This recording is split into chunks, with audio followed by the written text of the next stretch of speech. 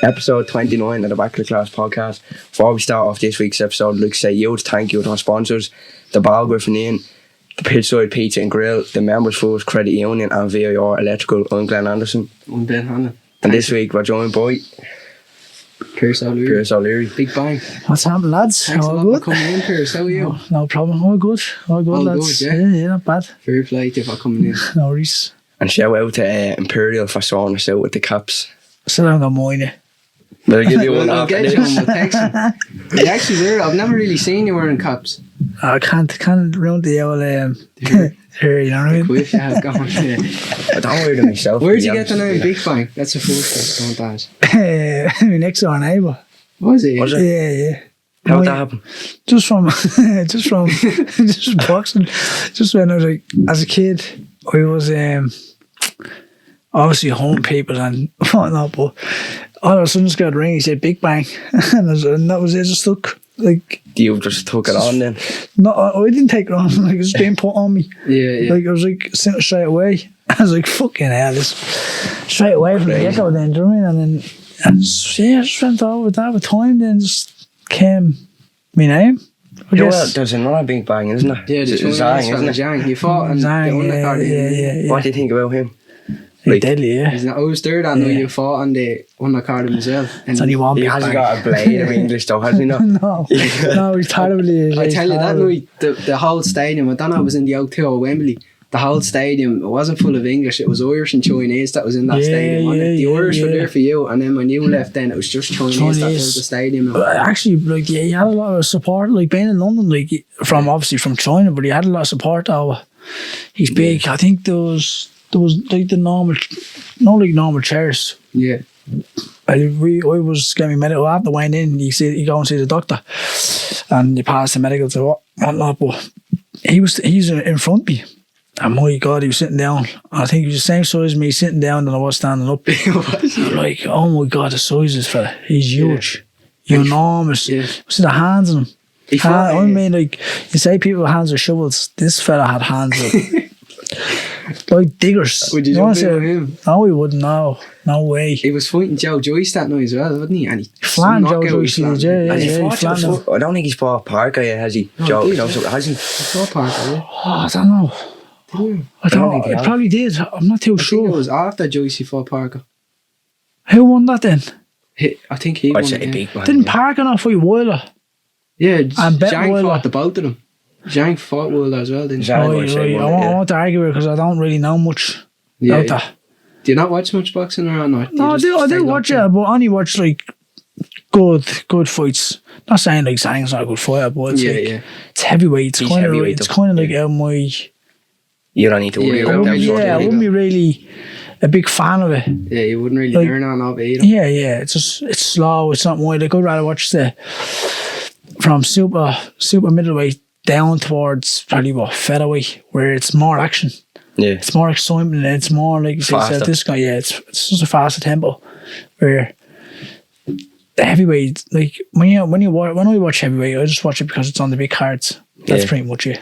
Yeah. I wouldn't go out of my way. I wouldn't stay up all night just to watch it. As the way I would, like, if I was, for example, like if Canelo was fighting, or back then in his prime, Golovkin when he was fighting, or all that, not like all those kind of Yeah, people in the yeah. mix, like you like some Mayweather, Pacquiao, Marquez, the list just goes All on. the and on. fighters But in all that the list, yeah. fighters in and around that weight, they're the kind of fights I'd like to stay up and watch. Yeah. Will you watch the Baturbia fight against Bilbao?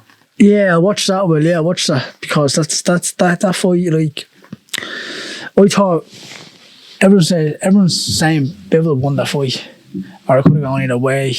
It could have gone either way, but I thought Berbatov done a lot more. And Bivol, his boxing IQ, what Bivol's got, is fantastic. Like how he took the sting away from the shots, and he's position in the ring, how he was trying to offset him, how he was going back. A lot of people thought it was a boring fight, But if you actually look at it from a boxing point of view, it was a masterclass from both people. Like, how do you adapt? And after that fight, I said you were mentally drained. Yeah. Never mind drained physically, like mentally drained from overthinking and what to do and how to create shots. It's a lot. It's a lot. But I think the second fight's going to live a lot more up to its name. But Turby was like a brick though, isn't he? Like, see he's a machine. See the way he does his exercises for his hands. Yeah. Oh, dude, I hit my jaw out the ground. Where does he train? Is it Dagestan or is it like Chechnya? Or is it one of them countries, I think? I know it's Russia. It's back Arsenal in Russia, I think. South Bivol though, but Turby was. Yeah, well, you do you remember the other fighter who was training McLaughlin up in Big Bear, the Gassiev? Yeah. Murat Gassiev. Yeah. Well, I went to the European Championships in his hometown in Vladivostok in Russia.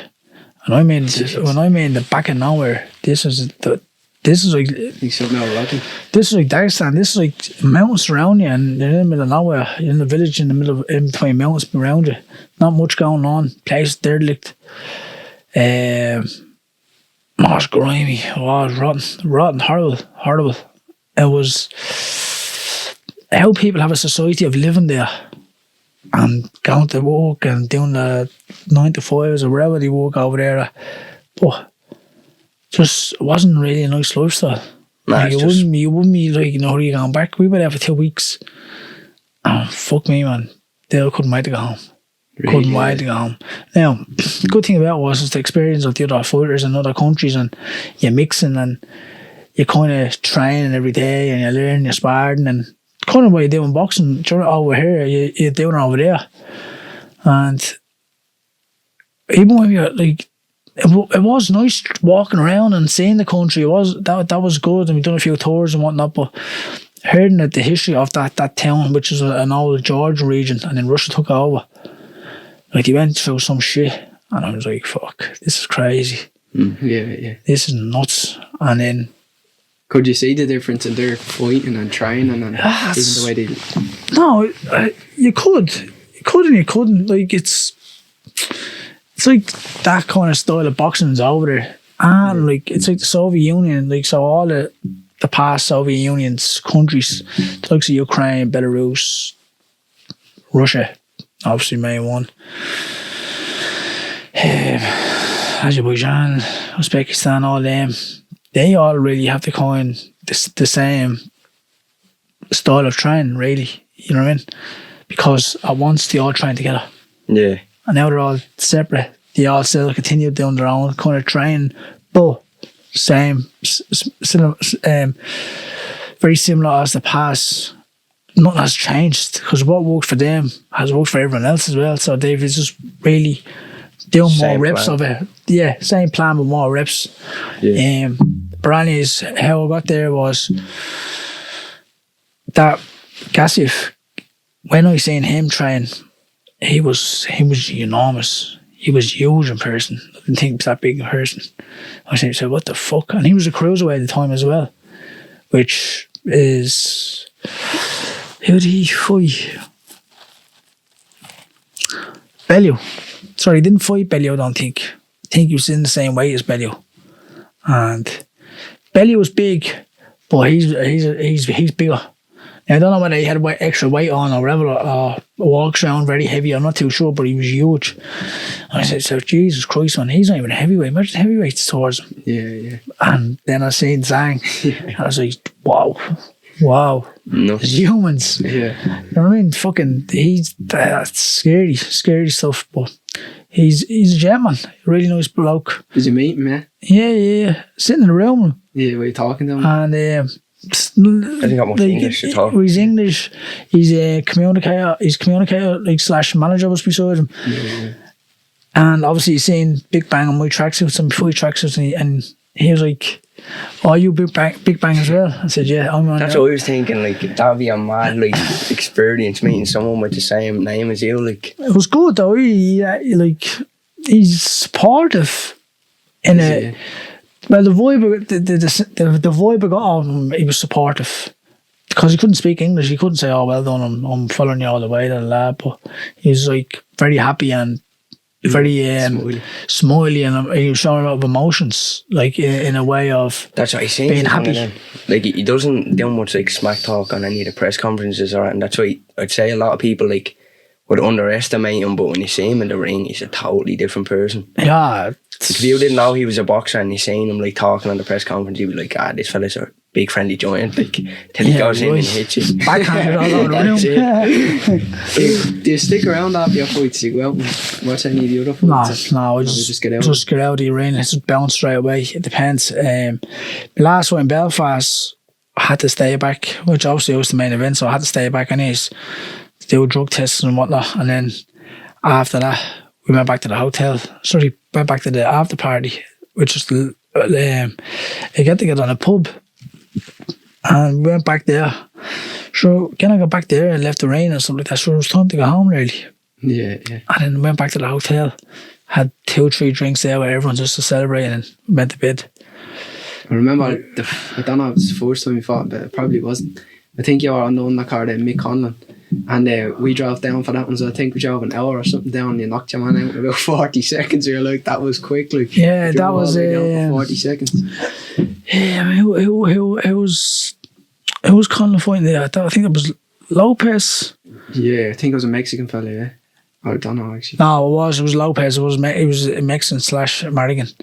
Yeah, he fought him. I think Mike got knocked down in the 5th round. Yeah, he did, yeah. And yeah, that's right. Fought a Spanish lad up there. I think was it the 4th round or the 2nd round? That you knocked your man out? I think it was. I think it was the 4th round, wasn't it? 4th round, yeah. Like the 4th minute or something. No, remember, yeah. And I caught him with a shot, and I feinted down, and I come back over the top, and I put him down, and then he got back up then. But I was saying he's always rolling, and the ref didn't call her off, so I just went straight to him. And I had him on the ropes, and the refs just jumped in then. Yeah. Do you have a favourite knockout? Like if someone asks you, shows a video of it, would you have a certain one? I was showing the receptionist there. She was asking who he was. It was Stephen that took the picture there. I was showing him the one. I don't know your man's name. I think he was a Chinese fella, where you knocked the gum shield out of his mouth, and he was like, his teeth were like that, and he was covering his mouth and all. That was actually he was another Spanish lad, Robin Samara. Yeah, he's that was his name. Blonde hair, yeah. He was from Spain. But Jesus Christ, that was some shot. I was. Crazy shot. Like for the 1st round, where a southpaw like came, rangy, he wasn't even awkward. He was like, people are saying, don't take him, he's a bit awkward, this and that. I was like, been dealing with all kind of styles through my amateur career. Yeah. Don't forget, I've got 8+ rounds to knock him out or to stop him or hurt him. And then I was like, 1st one out of the way, yeah, he's not too bad, I know where he's at now. He's panicking. 2nd round. I think I actually happened the 2nd. Was it the 2nd or 3rd round? Was it? I think it was the 2nd round. 2nd or 3rd, yeah. It was early enough, isn't it? Yeah, because I remember I was sussing him out for the 1st round, see where he was at. Took me time. And then the 4th round, and then the 2nd round, then that's when I just slipped boom. I actually thrown that shot, and one of my old coaches, Eddie Lamb, he said a little bit higher. No. Yeah, a little bit higher, because I aimed for his chest. He said a little bit higher. I just slipped, and I can't even set that bomb, nailed him. Yeah. And he was gone. Yeah, gone. I was like, the commentator was saying that was like Mike Tyson's fight. Yeah. Do you want to bring us back to the start then, Pierce, and tell us what life was like growing up for you? What were you like in school and when you started boxing? Yeah, growing up, like, obviously played football for everyone else. It wasn't too bad. And then it was kind of like, obviously as a kid, you're going around and jumping from sport to sport, just trying things out because you're young, you're naive, and you don't know what to do, and you're pretty much just bored. We went there. I went to the boxing club with a few of us, and going to the boxing gym. It was packed. I remember it was packed, sweaty, jammers, the smell of it. And just hear the bags rattling and the chains. And that was it. Spent the week there. Next week after that, then we were sparring. I was like, I like this. And then football went out the window. And then everything else, I just stuck at boxing. But then I started, through the year went on and whatnot, I started playing football again then. And I started continue boxing, didn't stop boxing, never stopped boxing. But I always made sure boxing wasn't my priority. I played football and whatnot, and then it got to a certain age, a certain level, when I started competing at the age of 11. And I was 11, and I was like, right, see, it's one way. It's one way only. You can't play football or boxing. You have to pick one sport and one sport only. So I was like, yeah, look, boxing. I stuck at boxing. Had a fantastic first year, another fantastic second year, another fantastic third year, fourth year, fifth year, and so on. I was like, oh, right, fair enough then. And then I got the first year, 2 years out of the way, and obviously YouTube wasn't, obviously at the age of 11, 12, you're on your iPad, you start looking at boxers, and you start looking at, like, on YouTube, you start looking at what they're doing, and then I didn't really think of it, but then I was seeing professional boxing. But I do remember watching professional boxing back earlier, like 5, 6, with Bernard Dunn, etc. And then I seen Floyd Mayweather on YouTube and Canelo Alvarez. He was only young at the time, but the likes of Pacquiao and everyone else, the money and the cars and the life they had, I was like, oh, you can actually make a living from boxing. But I never seen that firsthand. It was only from YouTube. And I was like, start questioning about it and start looking more into it. And then obviously you listen and you're watching more videos and you heard what they're getting, like millions per fight. And I say, what the fuck? Yeah. Millions? Is that how much you actually make from boxing? And then from then on, just like, right, this is my job now, going forward. Good luck to you. And what was it like growing up around town as well? Because obviously you would have had different distractions and you would have had the likes of John trying to get you in trouble and all. And do you know what I mean? Even at the ages of like 16 to 17, would you rather going out with the lads or? Hey, this fella said trying to get me into trouble now. Is he? Yeah. But no, I never really had any bothers with it. I didn't really say, oh fuck, can't go out with the lads tonight because I'm trying. I was like, yeah, see you tomorrow. I was going to train. I made that my priority. Now, I was never. The sacrifices I made from boxing they weren't hard sacrifices because you knew what you wanted to do. I knew what I wanted to do, and it was just like, this is me now going forward.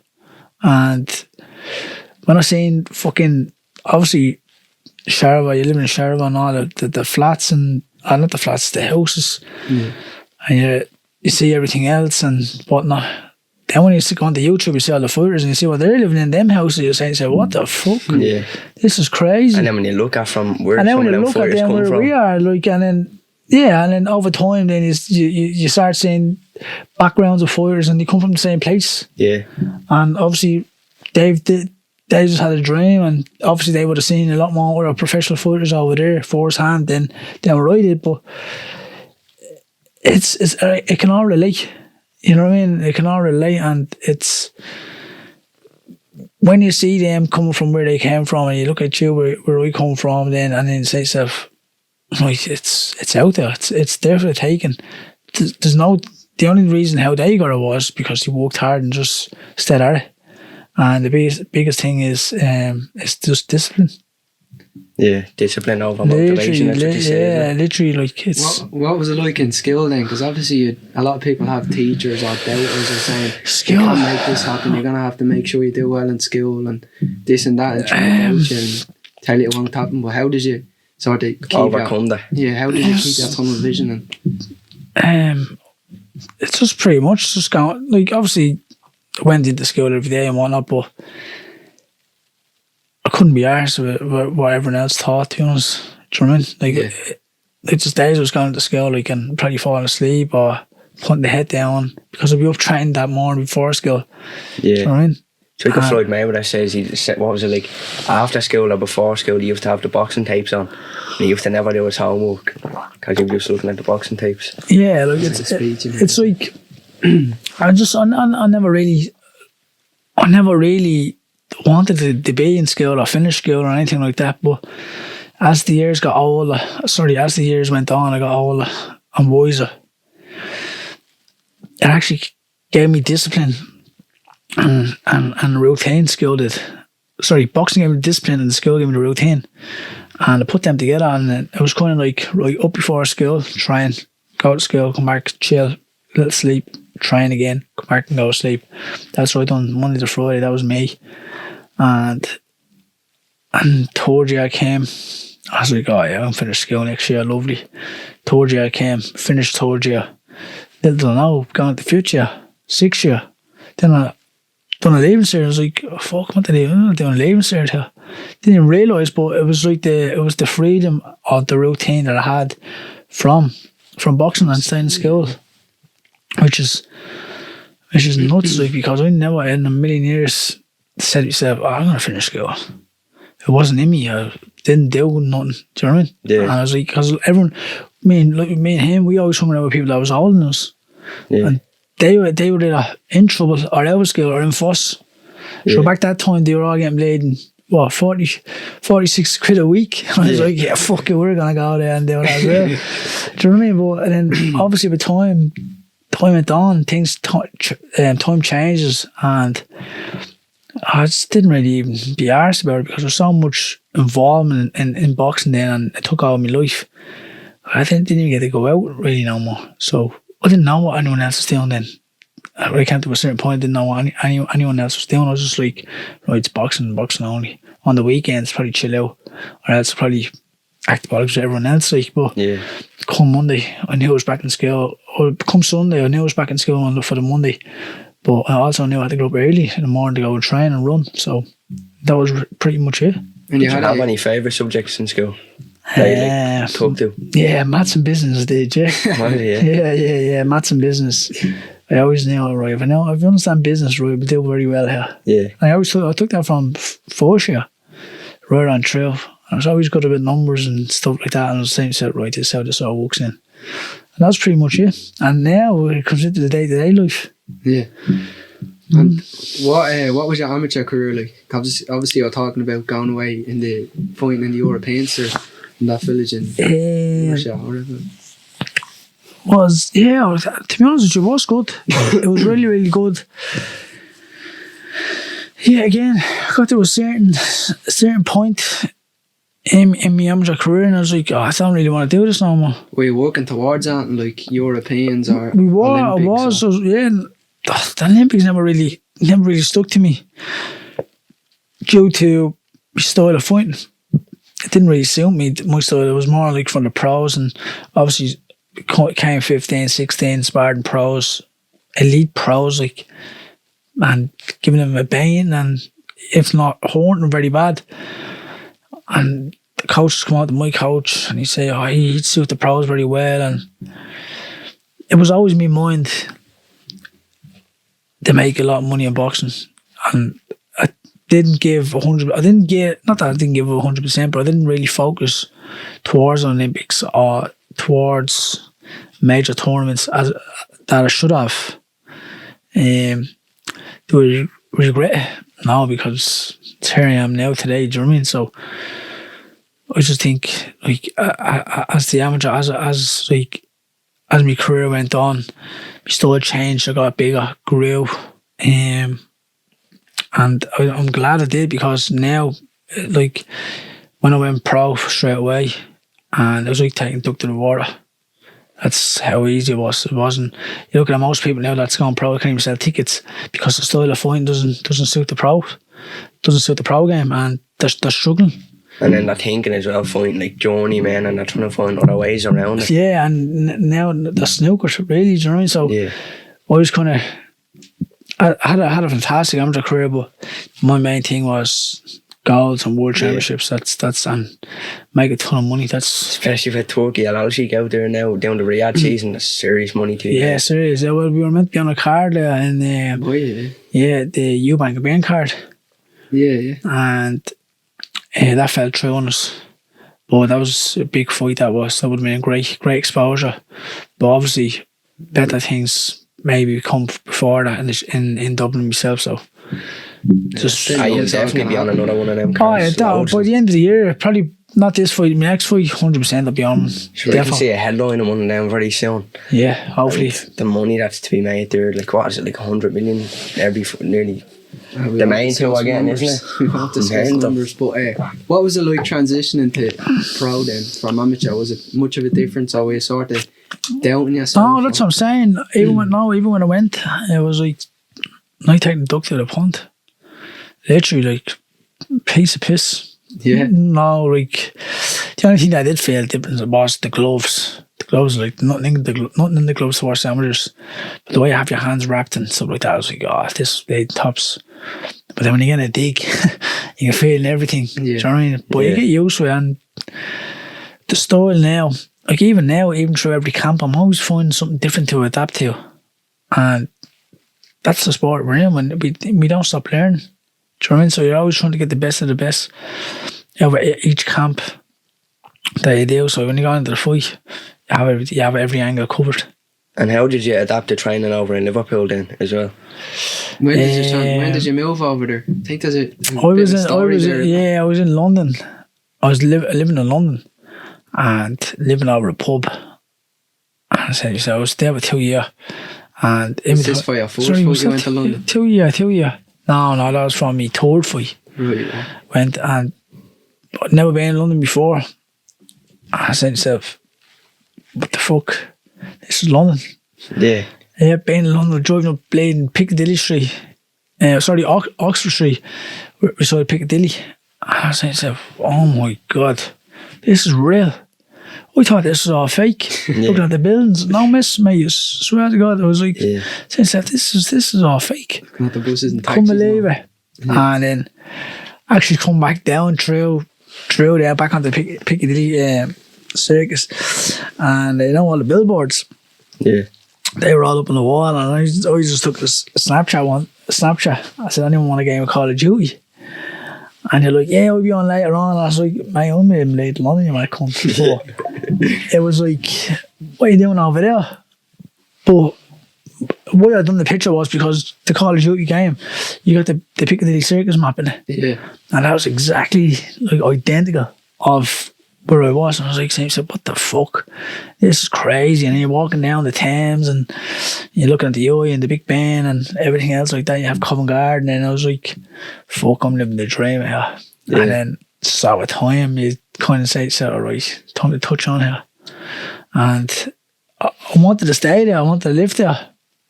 Looking for rent the property and stuff like that. Fucking hopeless. Nothing to do. And I said, right, I'm just going to bounce. And then kind of left there, got offered a fight date, and then actually moved to Liverpool due to me, my nutritionist, Carl Evans, he's over there.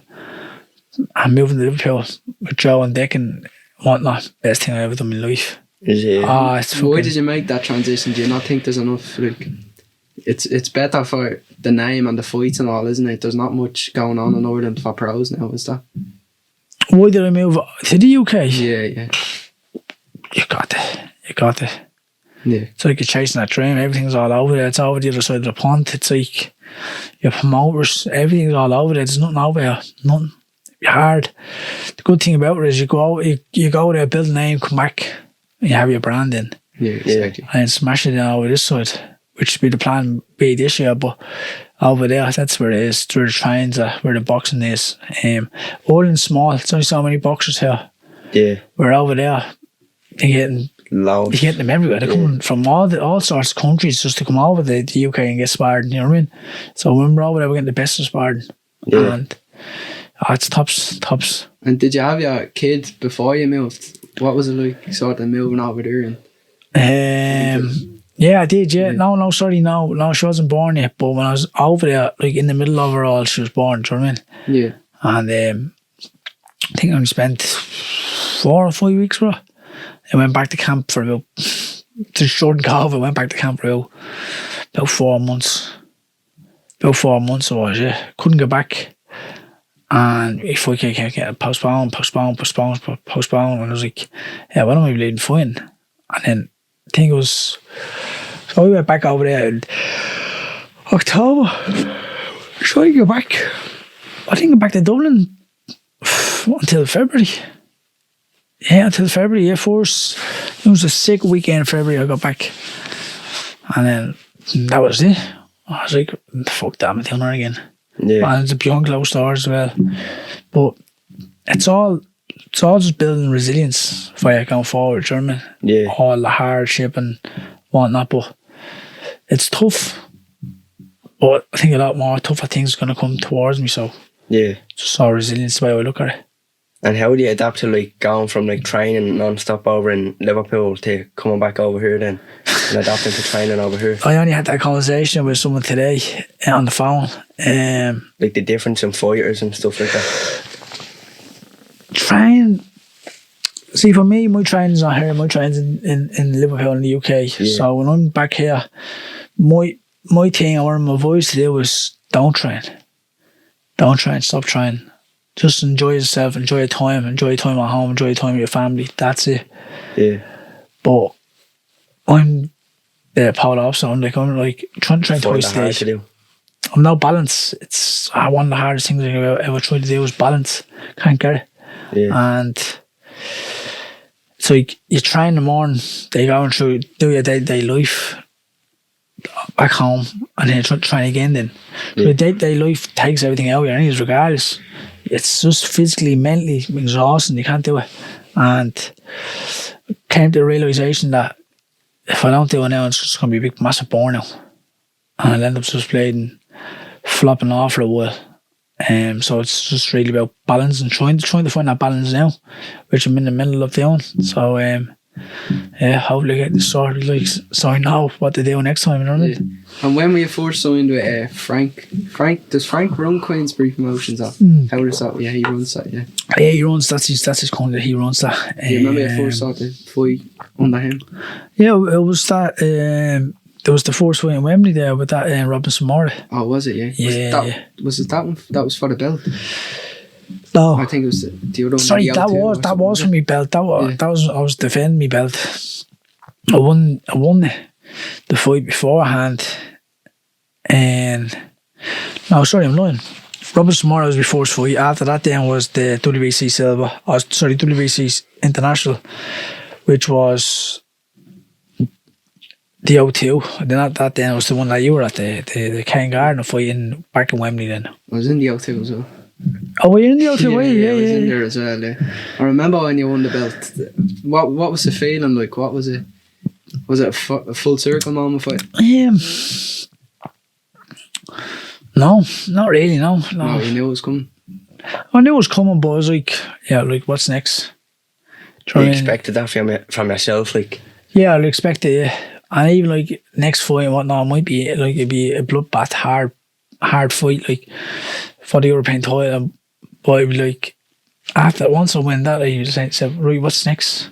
Yeah, it's just. We're just humans. We always want more. That's what I always say to him. It's a famous thing I always say is that we didn't come this far to only come this far. I'm like that myself. I never stop at a position and go, oh, that's amazing. I just think, right, what's next? What's next? I never get time to sit back and say to yourself, oh, what did we do here? What did we do? And how far did we come? It's only when you have a conversation like this, you actually go back to the time and you say to yourself, that's when you feel the gratitude. Then you say to yourself, wow, I've come a long way. But it's just like, if you kept on stopping looking back, you get nowhere. You just have to stay focused and just keep going. Like, I'm probably the one of the most lunatics to be around, just from how much I want to succeed, how much I'm chasing. Do you know what I mean? It's constantly chasing, and people are saying, you need to relax. And it's, you can't. That's the way. That's the difference between being good and great, though, isn't it? You have to be sort of driven. It's driven, yeah. No outsiders. Yeah, it's no outsiders, yeah. Pretty much that, but there's got to be a little bit of a time for appreciation and whatnot. But if you do it all the time, you get nowhere. Yeah. You just feel fulfilled all the time. But even like, doesn't matter what you have. Once you get it, it's in you to get it again. Then someone can go take it all away from you. You can go and get that again because you know you're doing it. Yeah, once you crack the code. Yeah, and that's the mindset you need to have, you know what I mean? And that's like, the more you keep getting, the more you're chatting to people and you're getting out there, and the more doors are opening up for you, more people you're meeting, more people that's inspired by word goes on with them, and it just spins around, and just more opportunities to come back to you. That's I feel that way, anyways. Yeah. And have you any rituals for fights? Like, do you do anything before a fight, or is there any like routine you follow on fight day? Yeah, Nando's. No, well, that's after the weigh-in. We go for a Nando's, refuel, back, chill out. That night, probably an Italian. Next day, small breakfast, big lunch, and then that's it. Then for the fight. But like before I leave the my room of the hotel room, like I have a few more memorial cards in my bag of close people to me, and just lay down on my bed and give them have a little prayer together, and just keep me safe, and that's it. And just go out and perform. Go out and knock someone out. Just go out, try to spark someone out, and get home safe and sound. But my main thing is just to get home safe and sound. That's all I care about. Everything else is pretty much a bonus after that. And would I be right in saying you'd be training with the likes of like Darren Till, Dennis McCann and all that? Yeah. Training with Darren, Dennis, Liam, Frankie, Callum JJ. No. Callum was there the first camp now when I done there. But as yet again, like Darren Till, unbelievable in the UFC. Yeah. Unbelievable. Liam Smith. Sparred him once. Liam Smith, world champion. Callum Smith, world champion. These are all people you're rubbing shoulders and having conversations with. You say, what the fuck, this is nuts. Yeah. Sure, I done my last camp. Liam helped me out. Gave me rounds for my last fight. And best experience rounds my entire life. Just from the conversations and learning with him and the shit that he was telling me to do and technique wise, and he fought Canelo as well, didn't he? Yeah, levels above. And I was saying, what the fuck? How does this cunt know that much? Just little small little bits. But I take all that in, and that's, you got to take it all in, shake it up, and see what you come out with on your own style. And then Darren Till, another playing legend. He I sparred him one time, and I was only in camp. Sorry, I wasn't in camp, but I was only over there trying, like feeling it out. And he's trying to backhand at me. And I'm not missing. He come in the middle of the forehead. So I thought I was getting shot. I want to feel this thing, that pain, the big shock went from my head right down at the end of my feet. Yeah. I just dropped my hands, looked at him and said, "Are you for real?" He went, "What?" He says, "Are you for real?" He says, "Do you not feel like realise your power?" And he's like, started laughing. I was like, "Mate, I'm deadly serious, you know, and like killing me." Like, once I fright, I got, but. Would you get a fright if his legs started twitching or not? That leg kick, Jay. I just have to wait outside and put a baseball bat and just hope the best. He's got a clean up on that misfit boxing. He's telling you, people don't know, people don't realise him. He trains hard. Me and him were on the running track in the winter last January. About this time, pissing rain, freezing cold in Liverpool. It wasn't even rain, it was sleet hitting us in the face, and we were soaking. Two of us on the track rafting. Now don't forget, I'm a lot lighter than him, and I was like, I can run fast. And for the first few, I was blowing him out. Then all of a sudden, he just got his second gear, and he wasn't far behind me. He was like keeping up, and I said, "This cunt, he's an animal, this fella. Yeah. He's a good trainer, and he can move." And even when you watch him in the gym train, like, he just bites down his teeth and gets the job done.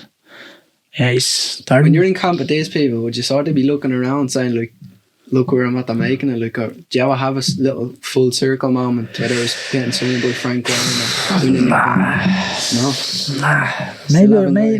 Maybe I should have, but no. But like, even in Liverpool, like, maybe coaches and whatnot, like, when you stop and realise, like, fuck, man, it's like everyone it's like God has everyone, has you to meet everyone at certain times, certain places that's going to benefit you.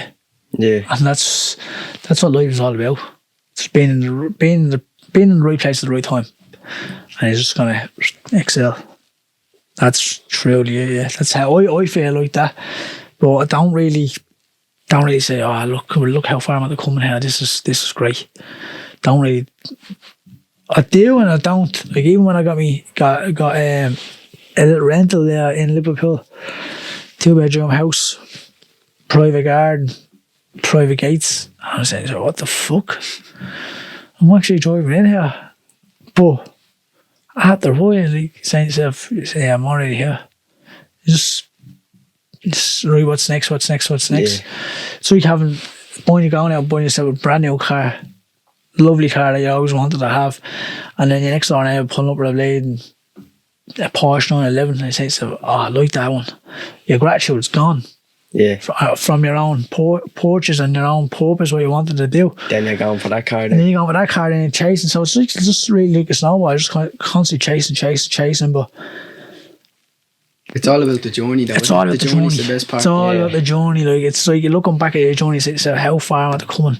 Yeah. It's fucking nuts, crazy. I even noticed that with the podcast. Like, sorry, I do mean like I do be grateful about it. I do be grateful, but it's like, yeah, what's next? Let's go. Do you know what I mean? Yeah, I know what you mean. You expect like a better feeling than what you have. Yeah.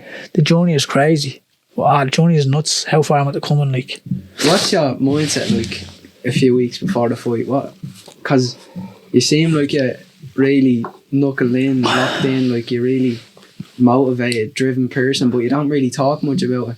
But now just being around you, I can sort of like feel that energy of you. Like I know you will achieve greatness with that mindset you have. What? Hopefully. Hopefully, yeah. Yeah. Where do you get your motivation from? Don't know. That's just born with it. Just must be. It's like, yeah, I always had it from a young age. Do you know what I mean? I always got it from a young age, and it was like, and you want to put. I remember getting told one time, if you want to achieve anything you want in life or be successful, wherever you put into the cup is what you get back out. So you pour 500 ml of water into a cup, you're going to get 500 ml of water back out. Yeah. Pour a litre, you're going to get a litre back out. So it's really all about effort. And the cup is life. That's how I look at it. Your cup is life, so every day you wake up, what are you going to do today? You're going to make it count, or you're going to just forget about it? Are you going to just give... Though your body, say for example, if you can actually go and give you can go and give a litre of water through the day. Or what are you going to do? Get up, give 400 today and I give 600 tomorrow. You're already losing. The mindset, you're already dead from the mindset.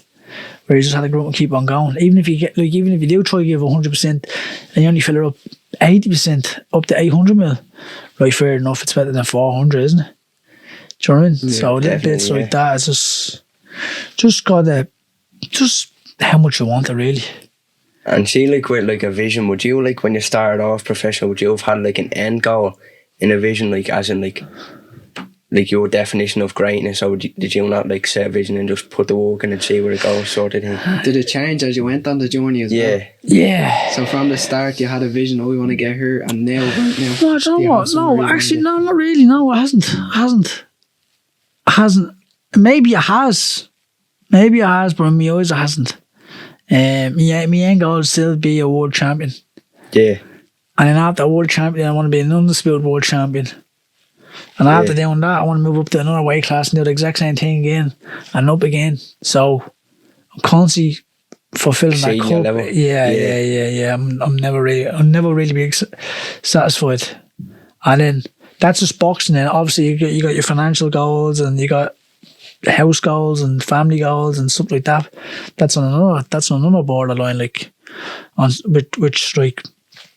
Though you're walking every day on one goal, like which is boxing, you got your family goals and you got all your other goals then. So it is a little bit of mentally drain and whatnot, but look, sure, if it was easy, everybody would be doing it. So that's just the mindset, like up early, bed late, and that's it. That's what you have to do. Yeah. What was the biggest challenge you ever faced in your career, and how did you overcome it? Whether it was a fight, whether it was the food poisoning before the fight, whether it's the mental side of things. And the mental side of things, I'm quite strong. I'm a very, I'm a deep person. Like, I kind of hold a lot of shit to myself. This is from an old school mindset. And then obviously then with the food poison, then that was crazy. Don't even know how to form with that. Getting sick, literally getting sick, warming up, getting sick. The bloke came in, 30 seconds, was getting sick. So we were walking out, making our ring walk. Had to tell BT to cut off the video and run the toilet and get sick. Like, it's nuts, crazy how I even fought, how I didn't get sick in the ring. And you didn't just fight, you dominated as well. Yeah, this is it. I did. And through the rounds, if you look back, didn't drink water. Couldn't drink water through the rounds because a drink would have came back up. You get sick. Yeah. So I'd done my drug test afterwards, grand, and I made my toilet was the bleeding colour of God knows colour of that table. And I said, yeah, that's strong enough for you now. That's not diluted. I said, you get a nice test out of that. Yeah. And the lad started laughing. But even then, when I got a little cut from a little head clash, not cut, graze more so. And I was lying down in the chair to let the doctor have a look at it. I was lying down, closed my eyes, and just felt my whole body. I was in agony. My head was hopping, pounding. And just from dehydration of the whole fight, the whole day. Because I couldn't drink water. Couldn't do nothing. Don't even know how if a inspector of the British board or the boxing union of Ireland came in and see me, they would have gone, yeah, forget about that. That fight's called off, done. Yeah. But the door we kept like a lot of people out of the dressing room. Kept it like close friends and family, and coached in the dressing room. And that's, you said, yeah, right, look, worst case scenario you're gonna lose. Just go and perform. That's what I done.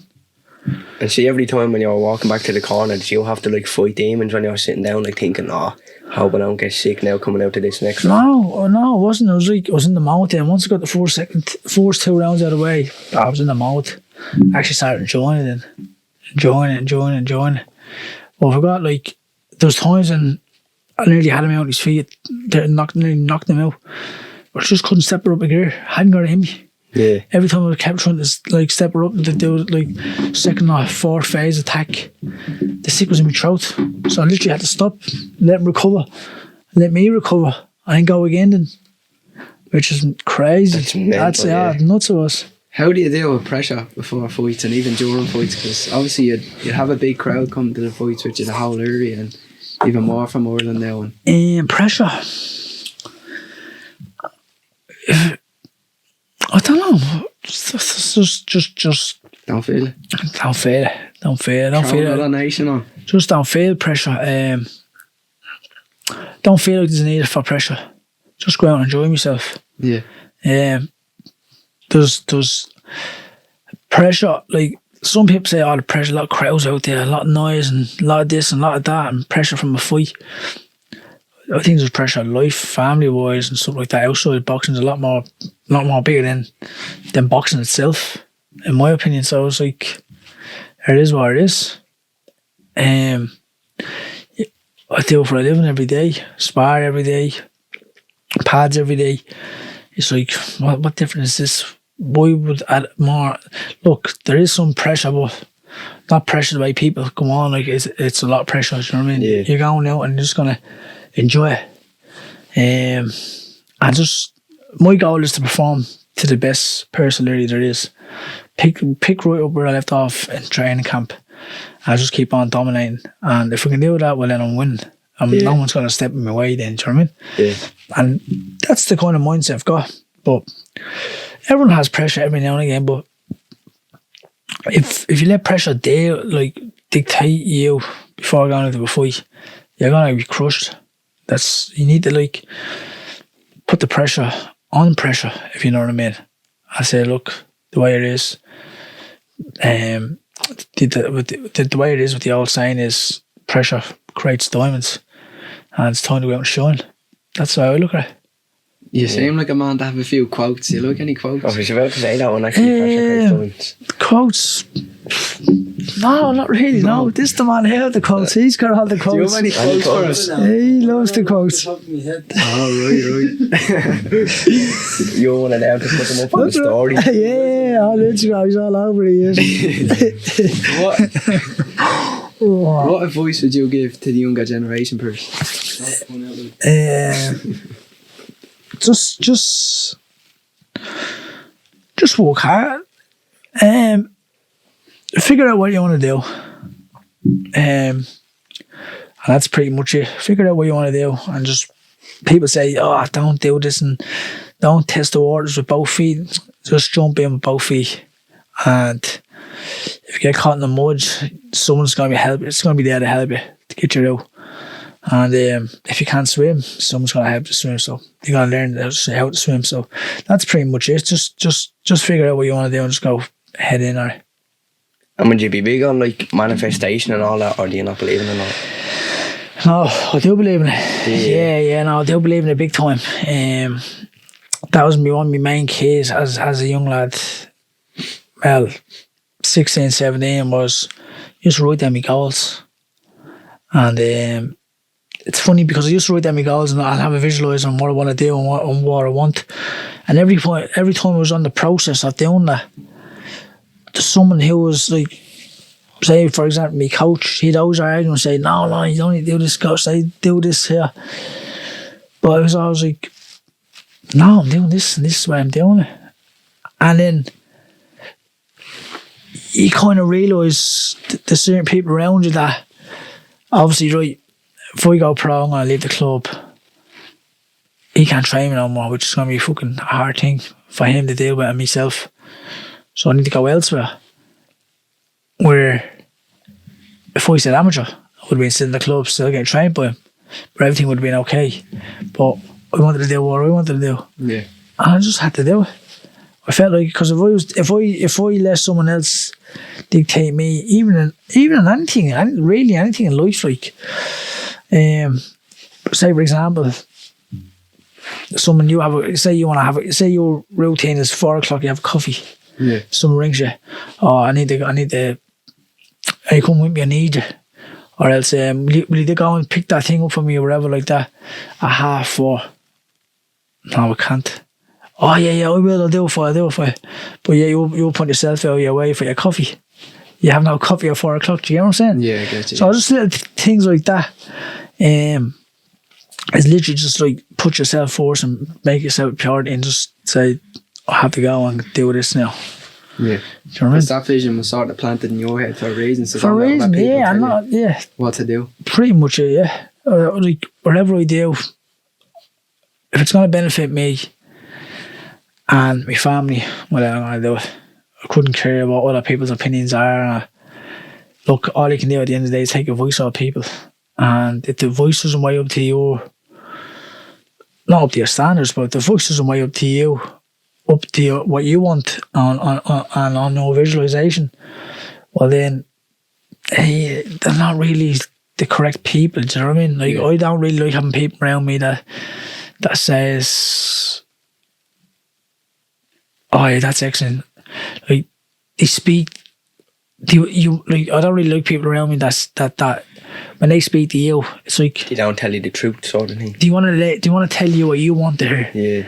Do you know what I mean? And you'd rather see like. I'd rather someone just tell me straight up and say, no, I don't think that's the way I would meal. That's the way I meal. Maybe if you can do this, and say for example, 2 weeks later, or 2 months later, or 4 months later, you get this, and then you can go there, and then you can go and do that then, and then you have this bargaining chip then to go to there with, and like certain situations, all that kind of works in. But back to the question is just focus on yourself and figure out what you want to do, and just don't let anyone talk you out of it. That's pretty much that's the best advice I can give. And do you have any fight news coming soon, or do you have any goals? The 12th of April, I think we're looking at in Dublin as a homecoming. So where are you going to do it? I'm not too sure. I'm not quite sure. But they're looking at the three arenas booked out, the RDS, and then you've got the National Stadium, and then there's another arena, some basketball arena or something. Someone said. So God knows. But we're still working on that now for the moment. Backup plan, probably Manchester, if that doesn't happen in Dublin, but I think it will happen. And what vision is in your head? Where do you see yourself in 5-10 years time? Sitting in queue with smoking a cigar.